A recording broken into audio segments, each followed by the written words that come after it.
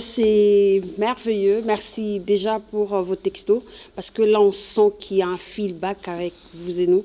C'est ce qui, en fait, nous permet de s'élever tôt, justement pour vous accompagner. Donc, on a le plaisir, le bonheur aujourd'hui de recevoir pour vous un homme de Dieu. Lui, c'est le pasteur Erg Angelesi. Voilà, je ne vais pas massacrer son nom, de la maison des Élis.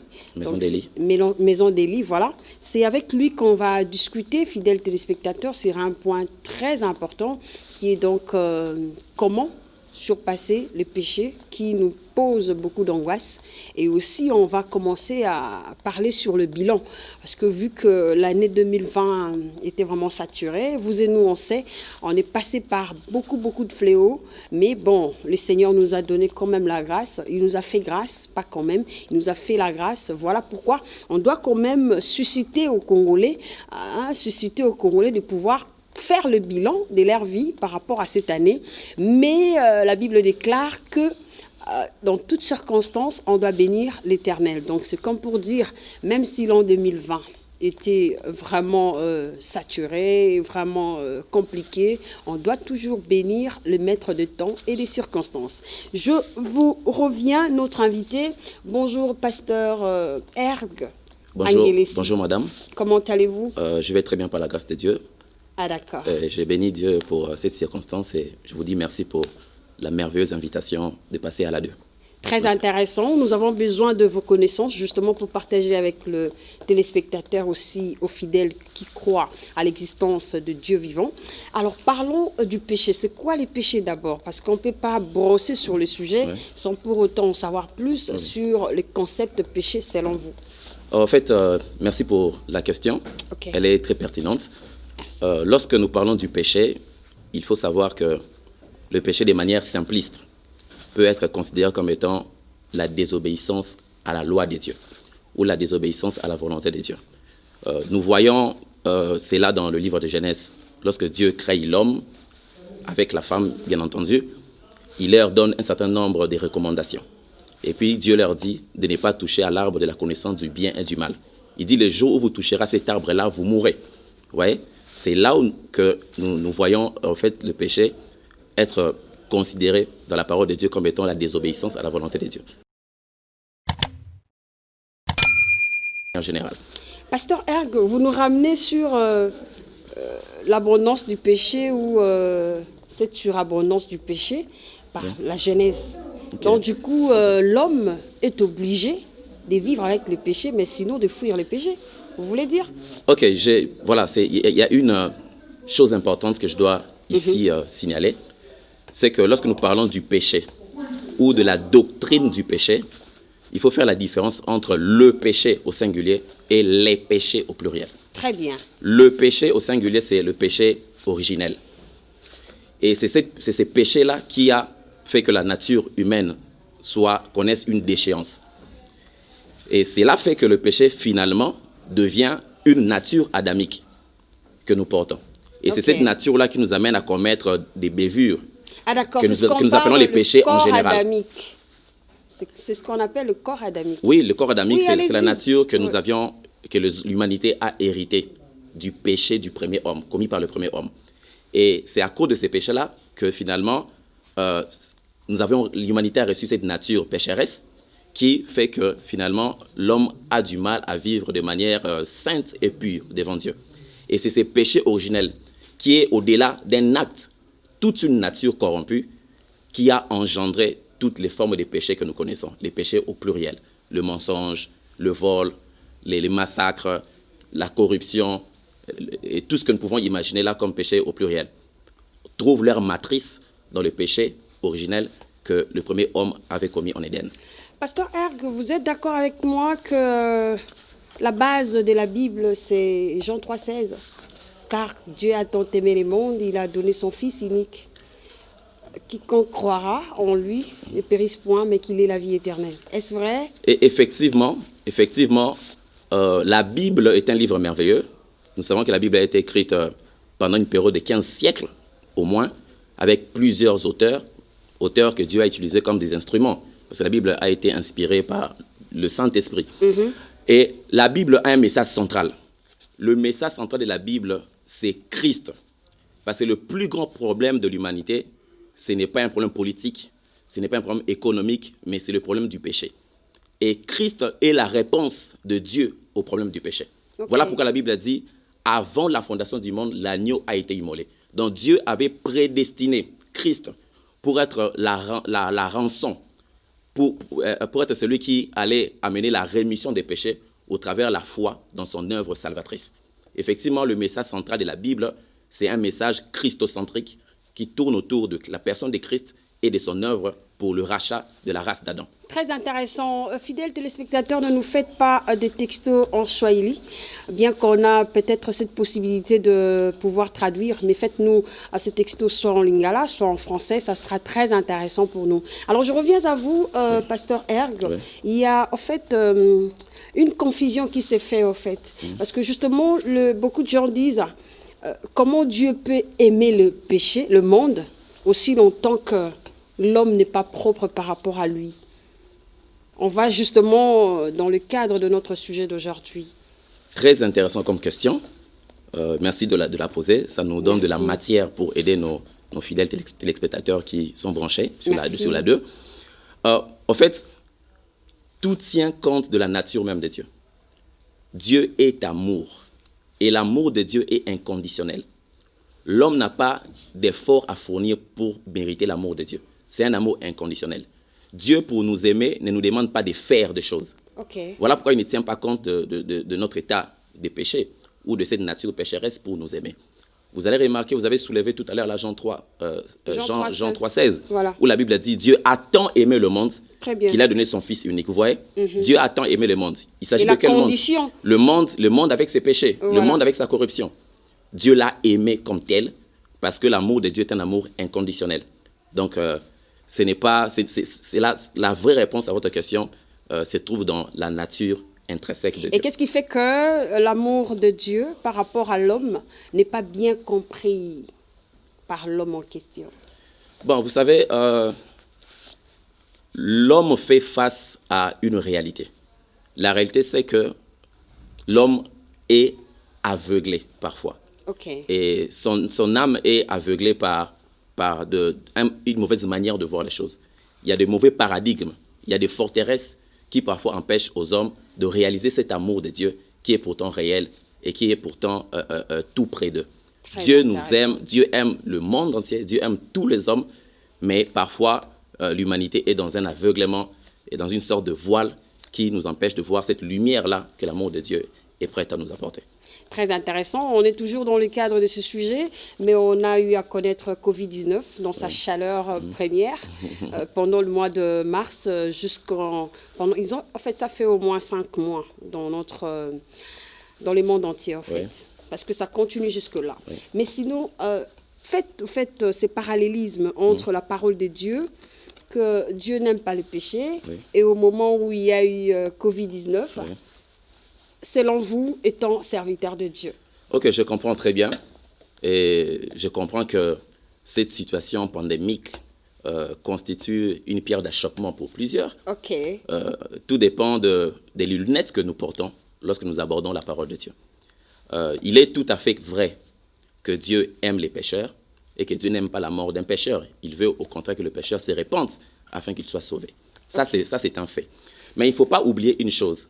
C'est que lorsque Dieu crée l'homme, Dieu ne crée pas l'homme comme une machine programmée à obéir. Dieu donne à l'homme le libre arbitre. Tout à fait. Il dit, je t'ai placé devant 2 chemins, la vie et la mort. Choisis la vie. Dieu ne donne pas une obligation. L'homme n'est pas une machine à obéir.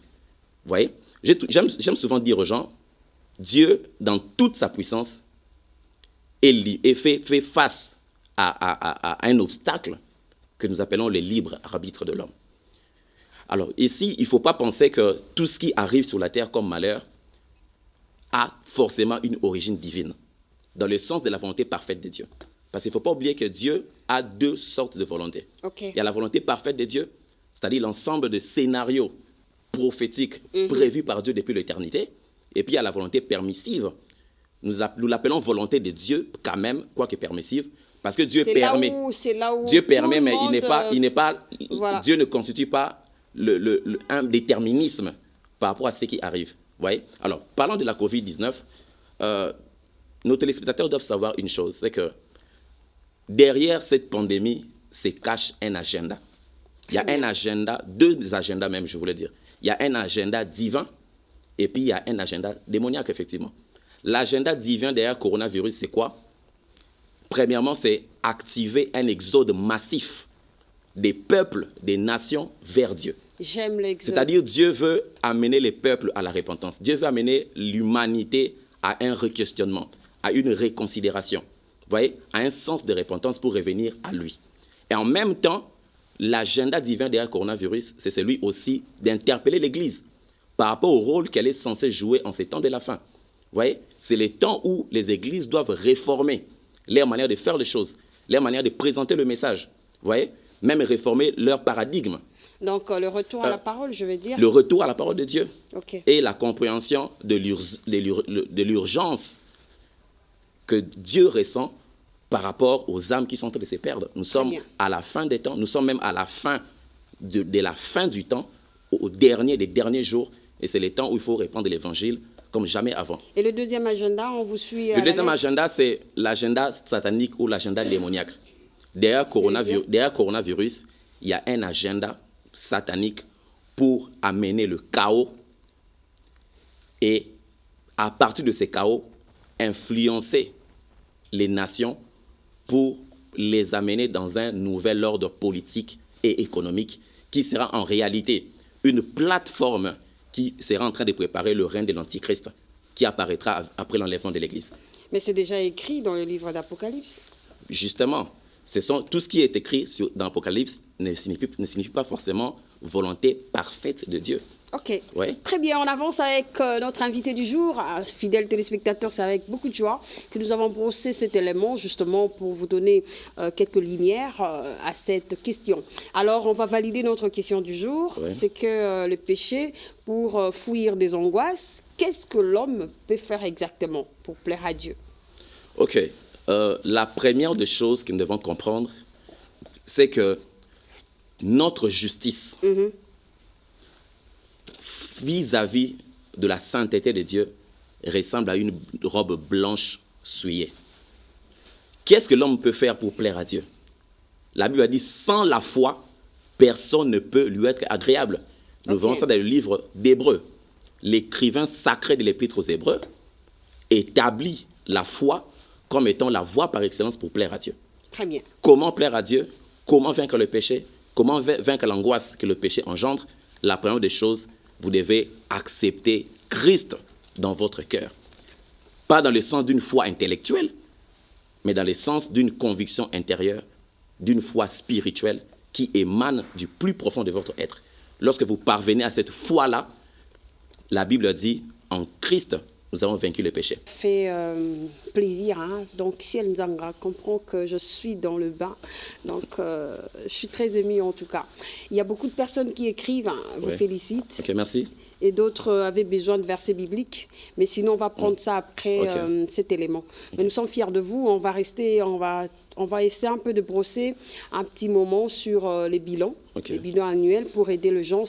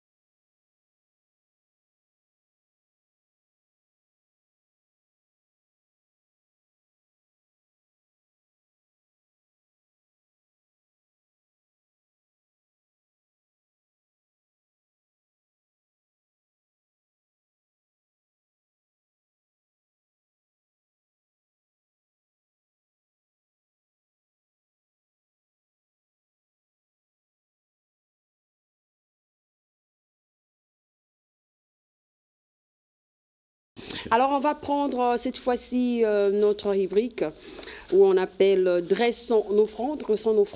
Nous allons visiter une femme sur heure. Elle a beaucoup de plaisir quand elle fait son travail. Avec ses talents qu'elle a, elle s'est dit, bon, je peux avec ce que je fais. Et n'attendez pas seulement que les gens puissent accepter, soit aimer ce que vous faites. Vous devez d'abord commencer à le faire et faites ça très bien. Et les personnes qui vous ressemblent pourront dire à la suite que vous le faites bien. Suivez ceci et à tout à l'heure. Maman Nadine Toko, Naza Sirère, on a bandi Sirage le 1er février 2007. Naza na bana, za mama bana 5. On a tala ki kotale la famille, kotale la libota, on eza la solution mo kote mwenga mo kuna tuka, o bana ngabalia.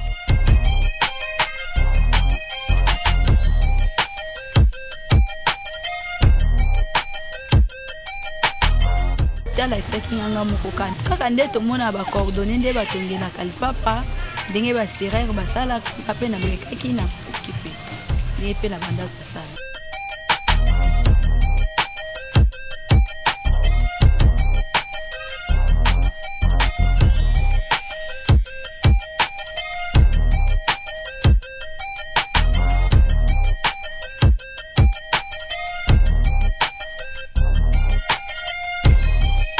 kaka namona rezonaki bon eloko kosala ezalaki te na minute yana eloko kolesa bana ezalaki te so na telemi na balabala mobalasa kaka mpo na nzoto na ngai mpo na bana balia eza na solution moko te natinda bana boketonga mapapa nga mona kokende natongi lipapa naye kozonga na tiesi sirage naye kozonga nazolandaka nde mininga azosala nde papa wana azosala ndenge nga mpe naye koyeba na bandi mpe kosala.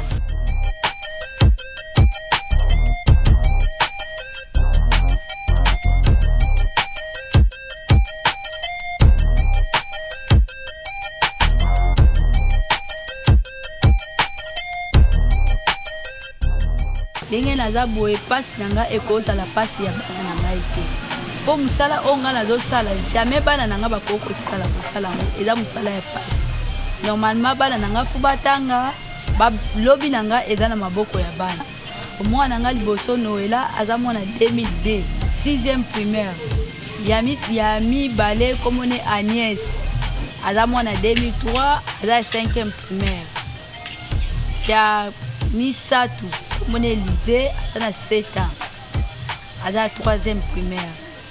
Pour à 4, Chantal, à continuer nous classe pour ma coquine et mon anité.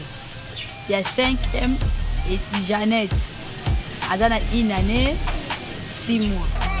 Non, la famille n'a pas le bac de côté. Pour ba yebida musala na pona yango. Okokutana mobali boye na balabala. Ah tanti, yupa musala osala ka sirage boye. Na ba desa nous sala toke na biso ata na boîte na kepeso $100 et bongo tika musala atala na bi papa kene nzamba limbiso soko yeba ki charge onga na za nango okobenga ngate okoleka wana tikiye yoleki mama yo penza musala monika yango do okoswana na bana na mibali bakofinga ba ofinga me natala banka mbi boza bana tika na leka na lekani okene oleki ata 3-4 okokutana lisona batu musu donc ofinga kaka akofinga même na 109 même na rond-point ngaba awa na banda kosala na rond-point ngaba na tika rond-point ngaba poka ngala ba faisait wana ya ba sirageur wana bitumba na bango na kima rond-point ngaba na kuma kokena na ville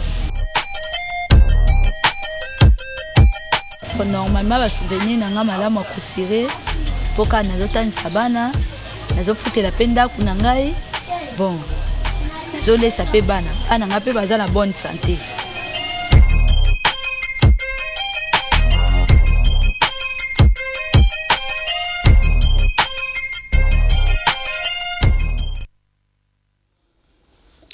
Il n'y a pas de sot métier, il n'y a que de sottes gens. Donc, nous devons croire à ce que nous sommes, à ce que nous faisons.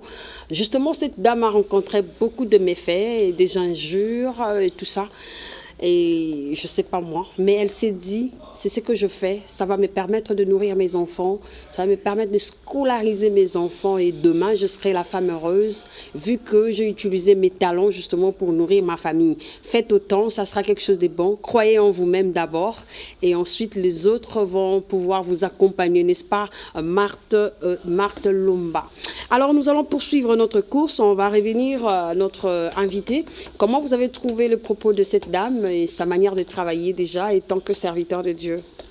Ah, vraiment beaucoup édifié et j'étais très ému de suivre ces portraits, ces documents.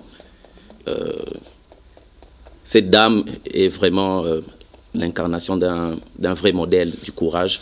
Et elle est un exemple à suivre pour les jeunes filles de Kinshasa qui nous suivent en ces moments. Que Dieu la bénisse. Le travail n'a pas d'âge, hein, donc du coup, il faut être jeune en esprit, justement pour continuer à faire son travail. Donc, que personne ne vous fasse arrêter dans votre course, c'est une trajectoire en fait. Vous composez votre cursus et voilà, on parlera de vous, on dira abando te kabitabe, ye to ebaka abande kosire, to ebaka yazaki loker, to ebaki yazaki kanguba. Et voilà là où il est. Donc il a brossé des efforts justement pour arriver là où il est. C'est une trajectoire, hein, n'insultez personne. Je vous aime énormément.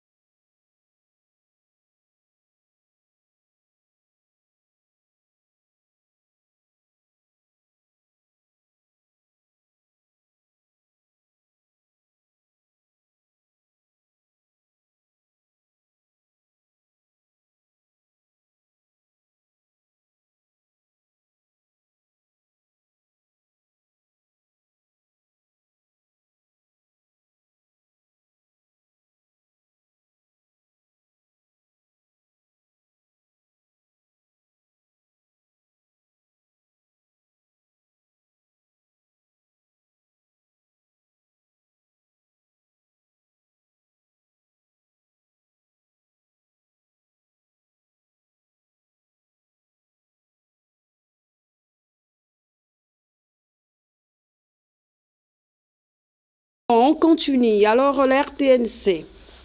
La RTNC en général, je peux dire, c'est une maison en fait.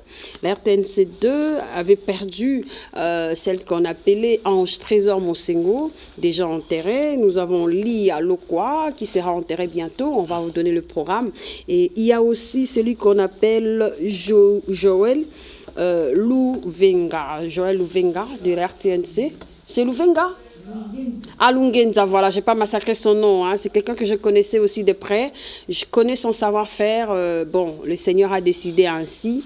Il est le maître de toutes choses. L'argent ne donne pas le souffle. Donc, c'est ça la limite de nous en tant qu'humains. Donc, nous compatissons avec la famille et puis la famille de la presse en général, parce que la presse en général, actuellement, vraiment est dans la souffrance et dans la douleur. Nous avons également perdu le président de l'UNPC sur le plan national, donc paix à son âme, et nous sommes ensemble, toute la corporation de journalistes. Alors nous allons prendre, souvenez-vous de Ange Trésor Mosengo, justement pour faire plaisir à toute personne qui nous accompagne dans cette tranche d'animation, la rosée matinale faite différemment. Dès la morgue de clinique Ngalima, en passant par les conseils d'État, direction la RTNC 2 pour les derniers hommages dignes de son nom. C'est dans le grand studio de la RTNC 2 Développement que s'est déroulée une cérémonie en présence du ministre des Médias, les membres du Conseil d'État, membres de la famille biologique et professionnelle, ainsi qu'amis et connaissances, afin de pleurer celle qui nous aura été très très chère, je cite, Ange Trésor Mosengo Kapinga. Une séance de prédication et témoignages avait été programmée dans la salle. Ange Trésor savait être à la place qu'il faut, à l'heure qu'il faut. Elle savait être à l'aise aussi bien au four qu'au moulin. Elle savait être aussi compétente à la rédaction, présentation, qu'au reportage et aux enquêtes et magazines. C'est vraiment une perte incommensurable pour notre direction, la direction des informations, qui vient ainsi d'être cruellement amputée d'un élément polyvalent à plusieurs facettes, sachant manipuler le verbe et l'improvisation scénique, sachant joindre l'agréable à l'utile, sachant enfin mettre à l'aise de nombreux téléspectateurs qu'il avait du reste déjà adoptés. Où notre regretté Ange Trésor a su mettre tous ses atouts en valeur pour vendre l'image de marque de la RTNC2 et porter ainsi très haut l'étendard.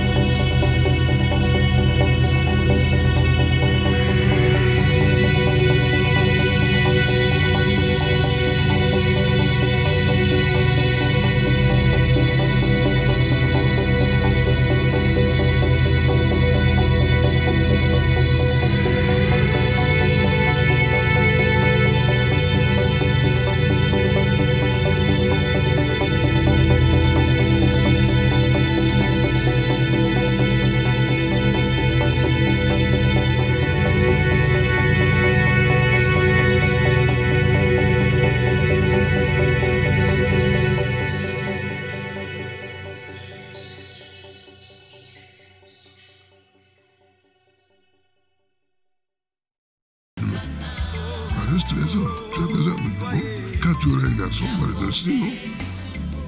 Et puis finalement, la veille de l'accouchement, c'est une fille qui arrive. Elle me dit, qu'est-ce qu'on va faire? Je dis non, pour moi, c'est un âge 13 ans. Mais vers sa fin de cycle primaire, elle me dirait, papa, tu peux continuer à faire le protocole. Je dis, mais c'est ma vocation, c'est ma façon de travailler. Mais toi qui veux faire le journalisme, il faut être sûr d'utiliser le mot qu'il faut à la place qu'il faut. Parce que c'est un métier à double tranchant. Ça peut te rattraper. Je dis, et les conseils. Je dis, moi, pourquoi tu fais longtemps dans ce service? Je dis, mon problème, c'est que nous avons 3 caractères au protocole. L'intelligence, l'humilité et la patience. Vous allez ajouter la discrétion. Ange Trésor Mosengo Kapinga, un ange, un trésor, une pierre maîtresse de la rédaction française, une valeur sûre pour la direction des informations. Ange Trésor, c'est vraiment une perte incommensurable. Ange Trésor Mosengo Kapinga repose désormais dans sa dernière demeure au cimetière de Mingadi, chemin du paradis. Paix à son âme. Merci, au revoir. Oh, je suis choquée. Mais qu'est-ce que vous voulez, mon Dieu? Ça fait partie de la vie. Merci à toi, Caridas. Merci pour ta voix angélique. Merci à vous qui avez compati avec nous, la RTNC2. Mais sinon, toute la RTNC pleure les leurs. Alors, Ange, c'était un ange pour sa famille, un trésor pour la presse congolaise. Donc, paix à son âme. Nous t'aimerons toujours. Nous poursuivons notre programme d'aujourd'hui. Le pasteur Erg également était présent dans la salle. Vous avez vu, vous avez vécu, vous étiez témoin au killer de tout ce qui s'est passé. Un commentaire? Bon, s'il faut faire un petit commentaire, je dirais que nous regrettons tous cette perte majeure. Tout à fait. Ange Trésor, c'est une journaliste que j'ai connue au travers ses différentes magazines et émissions et tout. C'est une grande perte pour la nation, pas seulement pour la RTNC2. Et la seule chose qui m'a consolé pendant les obsèques, c'est de me rendre compte qu'elle était croyante. Et je crois que certainement elle est entre les mains du Seigneur en ce moment.